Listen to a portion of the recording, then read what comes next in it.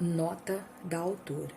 Caro leitor, este livro é a continuação de É Assim que Acaba e começa bem no momento em que o primeiro livro termina. Para que você tenha a melhor experiência de leitura, É Assim que Começa deve ser lido como o segundo livro da duologia. Após publicar É Assim que Acaba, jamais imaginei que um dia escreveria uma continuação. Também jamais imaginei que o livro seria recebido como foi por tantas pessoas. Sou muito grata a todos que acharam a história de Lili tão empoderadora quanto eu acho a da minha própria mãe.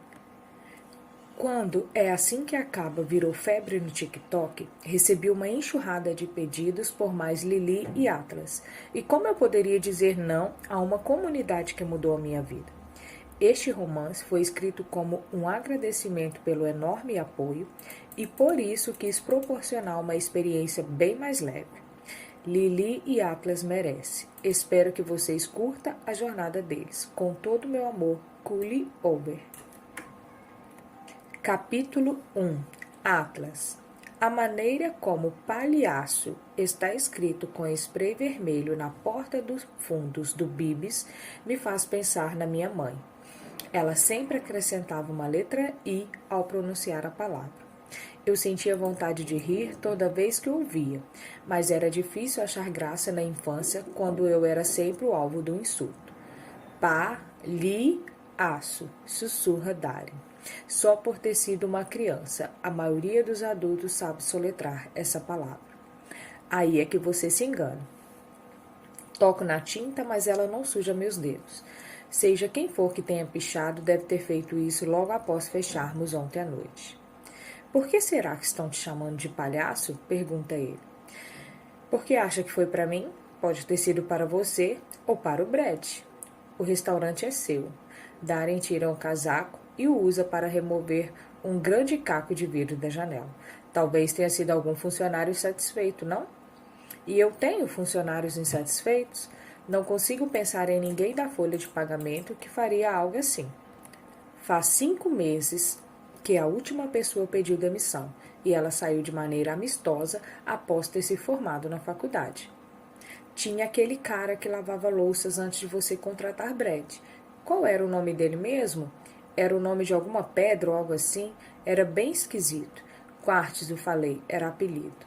Faz tanto tempo que não penso nesse sujeito que duvido que ainda tenha algum rancor em relação a mim. Demiti-o logo após a inauguração porque descobri que ele só lavava a louça quando conseguia ver sujeira nela. Pratos, copos, prataria. Ele colocava direto no escorredor tudo que voltava de alguma mesa para a cozinha com aparência relativamente limpa. Se eu não o tivesse demitido, a vigilância sanitária teria fechado o restaurante por causa dele. É melhor ligar para a polícia, sugere Indari. Vamos precisar apresentar um relatório para o seguro. Antes que eu proteste, Brad aparece na porta dos fundos com os sapatos esmagando os cacos de vidro sob seus pés. Ele estava lá dentro, conferindo se alguma coisa tinha sido roubada. Ele coça a barba por fazer.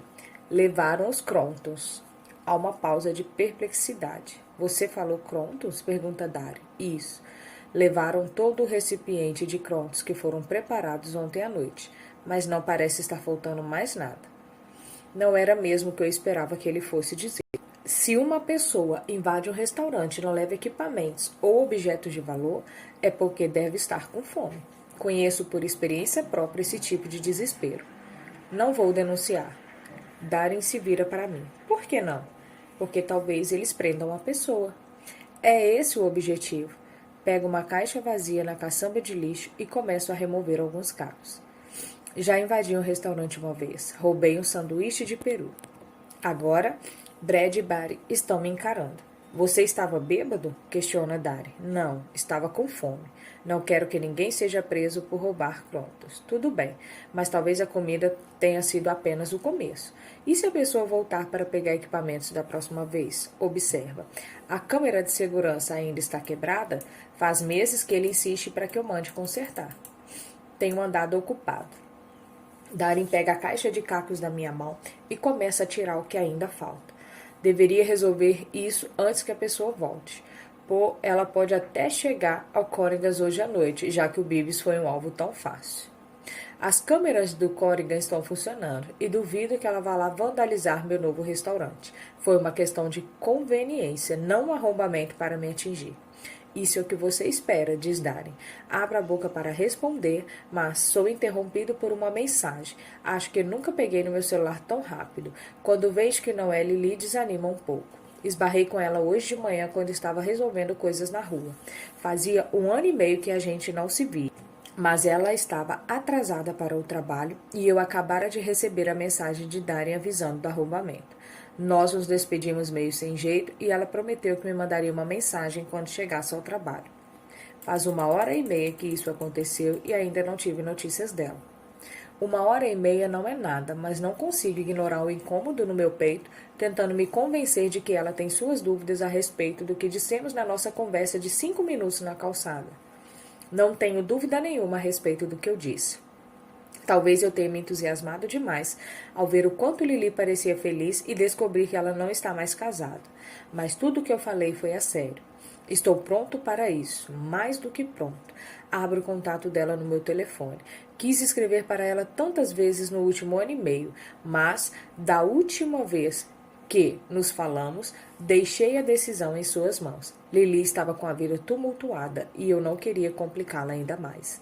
Agora ela está solteira, contudo, e falou que se finalmente estivesse pronta para dar uma chance ao que quer que possa acontecer entre nós dois. Porém, ela teve 1 hora e meia para pensar na nossa conversa, e 1 hora e meia é tempo suficiente para se arrepender. Cada minuto que se passar sem uma mensagem dela vai parecer um dia inteiro.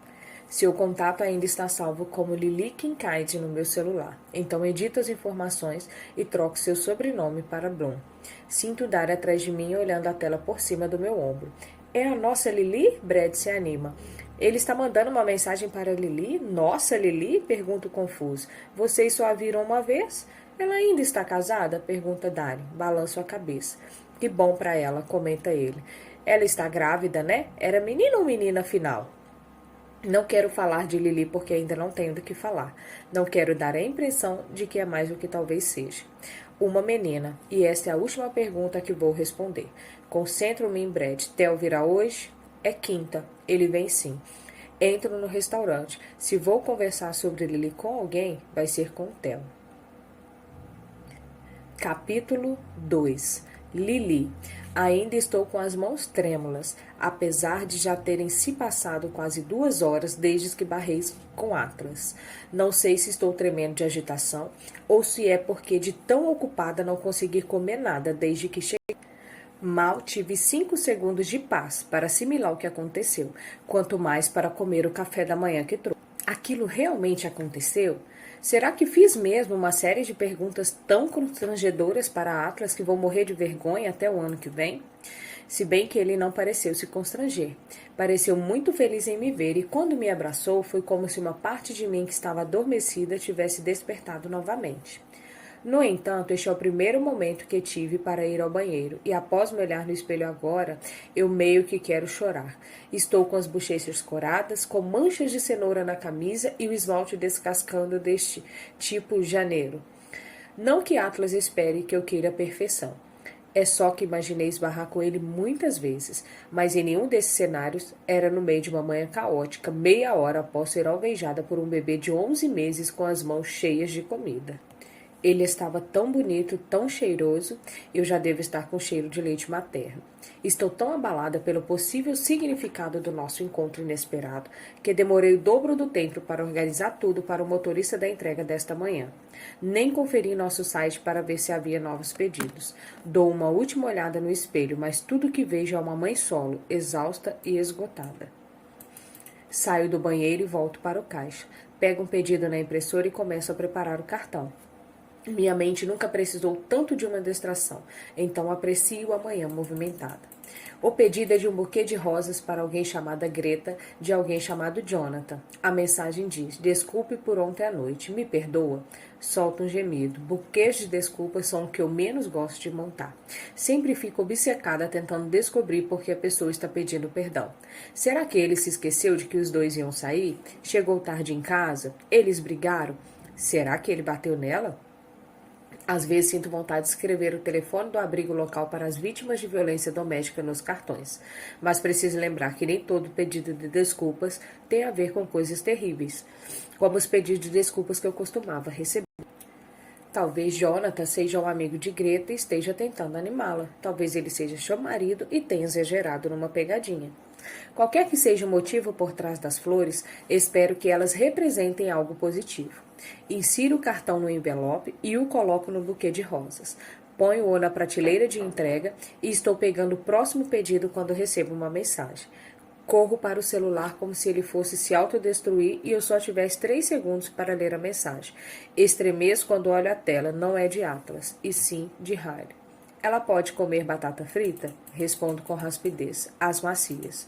Largo o celular ruidosamente no balcão. Não gosto que Emerson coma batata frita com frequência, mas Riley só fica com ela 1 ou 2 dias da semana, então tento alimentá-la melhor quando está comigo.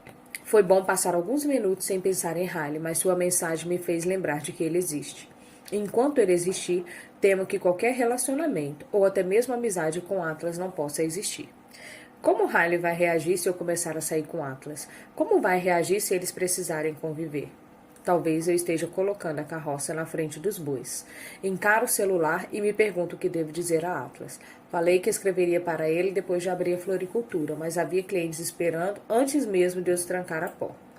E agora que Riley mandou mensagem, lembrei que ele também está presente nesse cenário, o que me faz hesitar em relação a falar com Atlas.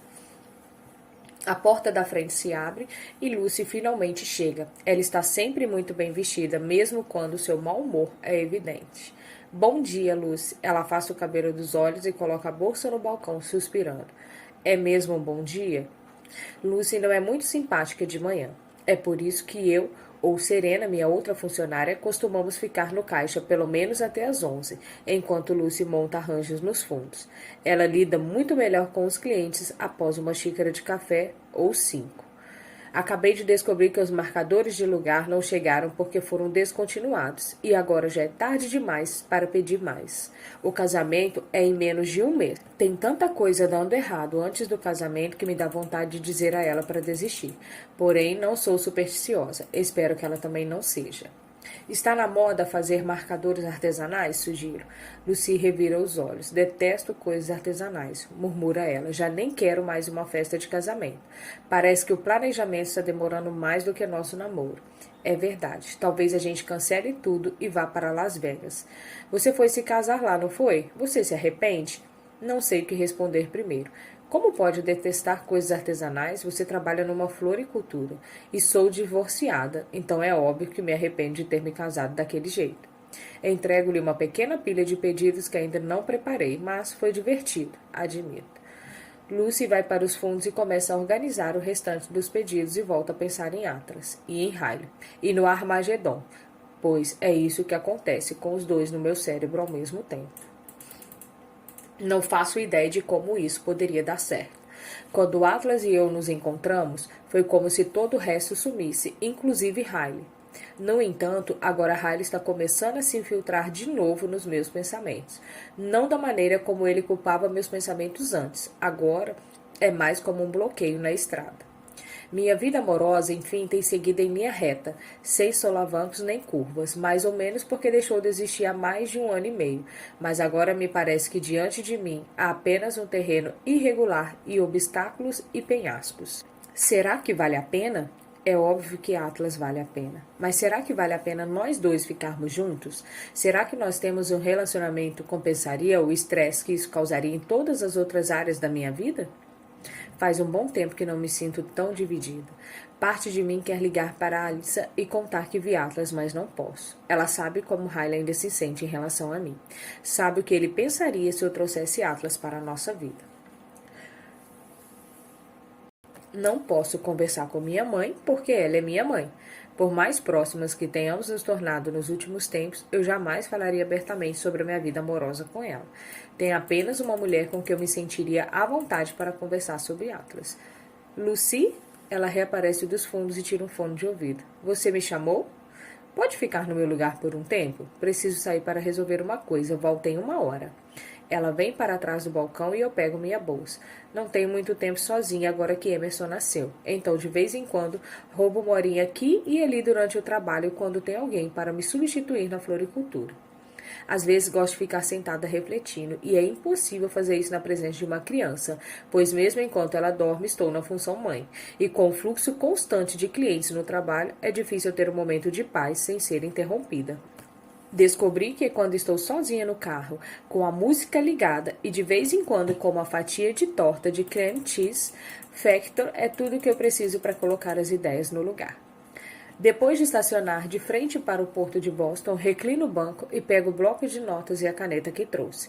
Não sei se isso vai me ajudar, tanto quanto uma sobremesa às vezes me ajuda, mas preciso dar vazão aos meus pensamentos da mesma maneira como eu fazia no passado. Esse método já me ajudou antes, quando eu precisei que as coisas se encaixassem direito. Dessa vez, no entanto, tudo o que eu espero é que as coisas não se desmantelem por completo. Querida Ellen, adivinha só quem está de volta? Eu. E Atlas, nós dois. Esbarrei com ele quando estava com Amy indo encontrar Riley hoje de manhã. Foi muito bom encontrá-lo. Porém, por mais que tenha sido reconfortante vê-lo e saber que em momento da vida nós estamos, a despedida foi um pouco esquisita. Ele estava com pressa devido a uma pequena emergência no restaurante e eu estava atrasada para abrir a floricultura. Nós nos despedimos depois que prometi escrever para ele quando chegasse à loja. E quero escrever. Quero mesmo. Sobretudo porque vê-lo me levou a pensar no quanto me faz falta e o que eu sinto quando estou com ele. Só percebi que estava me sentindo sozinha quando passei aqueles poucos minutos com Atlas. Mas desde que eu e Riley nos divorciamos, espera. Caramba, não te contei do divórcio. Faz tempo demais que não te escrevo. Vou voltar um pouco. Decidi que a minha separação de Riley deveria ser permanente após dar à luz a Amy. Pedi o divórcio logo depois que ela nasceu. Não quis ser cruel em relação ao momento, mas só tomei minha decisão quando a segurei no colo e soube do fundo do meu coração que faria tudo o que fosse necessário para interromper o ciclo de violência doméstica. Sim, pedir o divórcio foi sofrido. Sim, fiquei de coração partido. Mas não, eu não me arrependo. Minha escolha me fez perceber que às vezes as decisões mais difíceis que a pessoa toma costuma levar aos melhores resultados.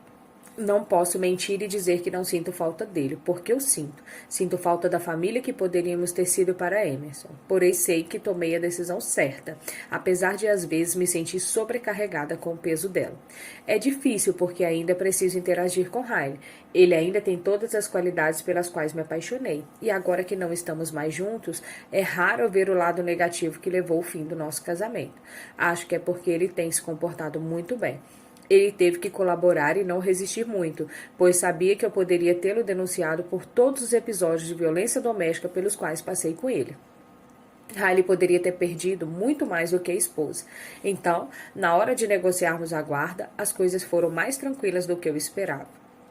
Talvez tenha sido mais porque eu resisti ainda menos do que ele. Minha advogada foi muito direta quando falei que queria guarda unilateral, a não ser que eu estivesse disposta a contar um juiz as partes mais feias dos nossos piores momentos. Eu não tinha muito o que fazer para impedir Riley de visitar Emerson. E ainda que eu mencionasse a violência doméstica, minha advogada falou que é raríssimo um pai disposto e bem-sucedido, sem antecedentes criminais, que ajuda financeiramente a ter algum direito seu suspenso. Eu tinha duas opções. Podia decidir denunciá-lo e entrar na justiça, correndo um grande risco de ter que aceitar uma guarda compartilhada, ou eu podia tentar chegar a um acordo com Riley se satisfazesse a nós dois, mantendo nossa relação coparental. Acho que se pode dizer que chegamos ao meio termo, muito embora nenhum acordo no mundo fosse me fazer aceitar com tranquilidade o fato de eu ter que entregar a minha filha a alguém que eu sei que tem pavio curto. No entanto, escolher o menor dos males é tudo que eu posso fazer em termos de guarda da Amy, e também esperar que ela jamais veja esse lado dele. Quero que Amy seja próxima do pai. Nunca quis mantê-la longe dele. Quero apenas garantir a segurança dela. E foi por isso que implorei para Riley aceitasse visitas diurnas nos primeiros anos. Nunca lhes disse que é porque não sei se confio plenamente nele com nossa filha. Talvez eu tenha colocado a culpa na amamentação e no fato de que ele pode ser chamado pelo hospital a qualquer momento. Mas, no fundo, tenho certeza de que ele sabe porque nunca quis que ela dormisse na casa dele. Nós não falamos da violência do passado. Falamos de M, falamos de trabalho, colocamos um sorriso no rosto quando estamos com nossa filha. Às vezes parece forçado e falso, ao menos para mim, mas prefiro isso ao que poderia ter acontecido quando eu tivesse entrado na justiça e perdido. Posso muito bem fingir um sorriso até os 18 anos dela, se isso significar que não preciso dividir sua guarda, nem possivelmente expô-la com mais regularidade às piores partes do pai. Até agora tem dado certo. Se não considerarmos um landslide ocasional e os seus flertes indesejados. Por mais que eu tenha deixado meus sentimentos evidentes durante o divórcio, ele ainda tem esperanças quanto a nós dois. Às vezes diz coisas que demonstram que não abriu mão por completo da ideia de reatarmos. Receio que boa parte da cooperação de Riley se baseie na ideia de que ele poderá me reconquistar caso se comporte bem o bastante, por tempo ou bastante. Ele enfiou na cabeça que vou acabar cedendo com o tempo. Mas as coisas não vão acontecer como ele quer. Um dia vou dar outro rumo para a minha vida. E sendo bem sincera, espero que esse rumo inclua Atlas. É cedo demais para saber se isso é uma possibilidade, mas tenho certeza absoluta de que meu rumo nunca mais incluirá Riley, por mais tempo que passe. Faz quase um ano que pedi o divórcio, mas faz quase 19 meses da briga que causou nossa separação. O que significa que estou solteira há mais de um ano e... Um ano e meio entre dois possíveis relacionamentos parece bastante, e talvez fosse mesmo, se não estivéssemos falando de Atlas. Mas como posso fazer isso dar certo? E se eu mandar uma mensagem para Atlas e ele me convidar para o almoço? E se o almoço for maravilhoso, e o que certamente seria, e virá um convite para jantar? E se o jantar nos levar de volta ao ponto em que paramos quando éramos mais jovens? E se nós dois ficarmos felizes e nos apaixonarmos de novo e ele se tornar uma parte da minha vida? Sei que parece que estou me precipitando, mas é de Atlas que estamos falando. A não ser que ele tenha passado por um transplante de personalidade. Creio que você e eu saibamos o quanto acho fácil me apaixonar por ele, Ellen. É por isso que estou hesitando tanto. Tenho medo que dê tudo certo. E se der certo, o que Riley vai achar do meu novo relacionamento? Emerson tem quase um ano de idade e nós passamos esse ano inteiro sem muito drama, mas sei que é porque encontramos um bom ritmo que não foi afetado por nada. Então por que me parece que qualquer menção a Atlas vai causar um tsunami? Não que Riley mereça essa preocupação que estou sentindo com a situação, mas ele pode transformar minha vida amorosa em um verdadeiro inferno, porque Riley ainda ocupa uma parede inteira nas muitas camadas dos meus pensamentos. É isso que parece. É como se todas essas coisas maravilhosas, elas acabam alcançando uma parte de mim que ainda toma decisões com base em Riley e em suas possíveis reações. Suas reações são o que mais temo. Queria ter esperanças de que ele não fosse sentir ciúmes, mas sei que vai. Se eu começar a sair com Atlas, Riley vai dificultar a situação para todos. Apesar de saber que o divórcio foi a decisão certa, ainda assim essa decisão tem suas consequências, e uma delas é que Riley sempre pensará que foi Atlas quem causou o fim do nosso casamento. Riley é o pai da minha filha. Independentemente do homem que agora em diante entrar na minha vida ou sair dela, Riley é a única constante que sempre terei de apaziguar se quiser que Emerson tenha a experiência mais tranquila possível. E se Atlas Corrigan voltar para minha vida, Riley jamais será apaziguado.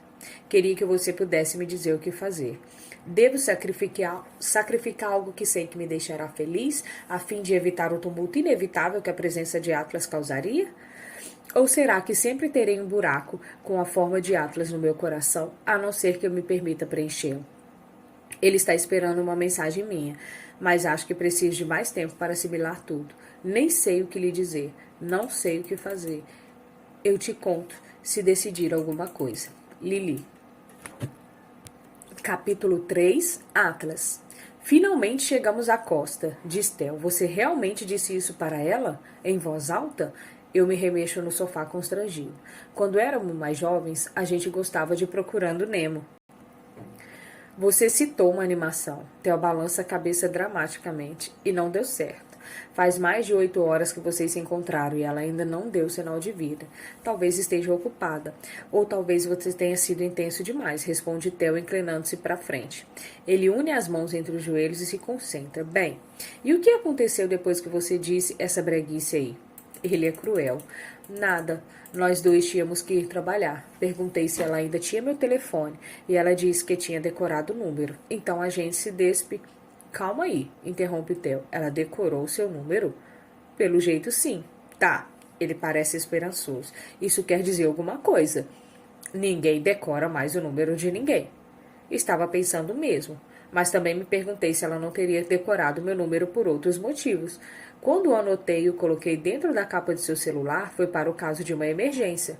Talvez parte de Lili temesse precisar dele um dia, e assim ela o teria decorado por motivos que não têm nada a ver comigo. E o que eu faço então? Mando uma mensagem, ligo para ela, espero até que entre em contato comigo? Faz só 8 horas, Atlas, pega leve. Os conselhos dele estão sendo contraditórios. 2 minutos atrás, você disse que 8 horas sem receber nenhuma mensagem era tempo demais. E agora está dizendo que devo pegar leve? Theo dá de ombros e chuta minha escrivaninha para fazer sua cadeira girar. Eu tenho 12 anos, nem tenho celular ainda. E você quer minha opinião sobre as regras para enviar mensagens? Fico surpreso porque ele ainda não tem celular. Brad não parece ser um pai rígido. Por que você não tem celular? Meu pai disse que eu vou ganhar quando eu fizer 13 anos. Faltam 2 meses, responde ele ansiosamente. Theo tem vindo ao restaurante depois da escola umas 2 vezes por semana desde que Brad foi promovido 6 meses atrás.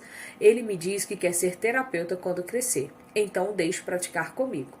No começo, nossas conversas eram bem para beneficiá-lo. Ultimamente, porém, acho que sou eu que estou me beneficiando. Brad espia meu escritório à procura do filho.